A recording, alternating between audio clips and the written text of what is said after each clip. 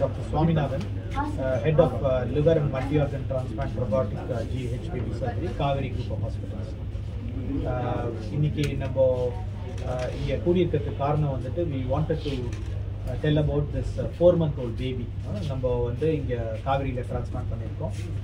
இது வந்து நம்ம நிறைய பீடியாட்ரிக் லிவர் டிரான்ஸ்பிளான்ட் பண்ணுறோம்.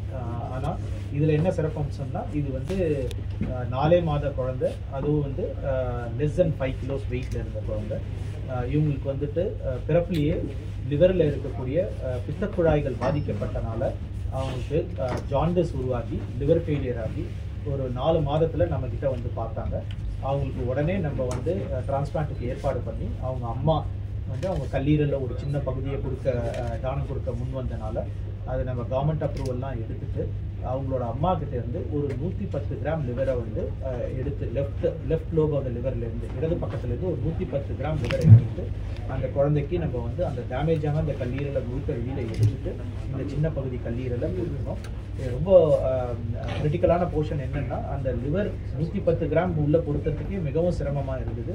காரணம் அதோட ரத்த குழாய்கள்லாம் ரொம்ப ரொம்ப சின்னது. ஒரு 4 மாத குழந்தை 5 கிலோ இருக்கிற ஒரு குழந்தைக்கு பார்த்தீங்கன்னா ரத்த குழாய்கள்லாம் வந்துட்டு 2 மில்லிமீட்டர்ஸில் தான் இருக்கும். அது எல்லாத்தையும் நம்ம வந்து மேக்னிஃபிகேஷன் வச்சு ரொம்ப கேர்ஃபுல்லாக பொறுத்துடும்.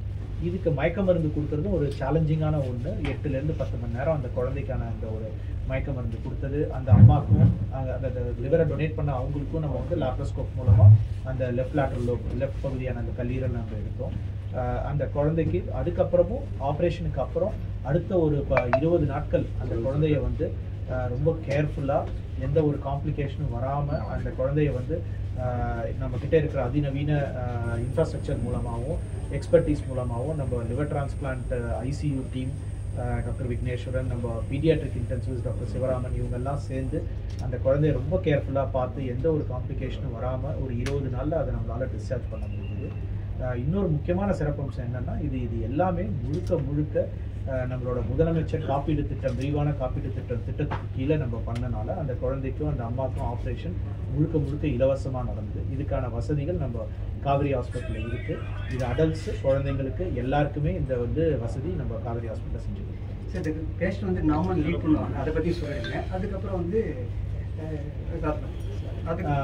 இது வந்து இந்த 20 நாள் இப்போ நம்ம இந்த கஸ்டமர் இந்த குழந்தை இப்போ ரெக்கவர் ஆகி வீட்டுக்கு போய் அடுத்த ஒரு 3 மாதங்களுக்கு ரொம்ப இன்டென்ஸாக நம்ம வந்து இவங்களை ஃபாலோ பண்ணுவோம்.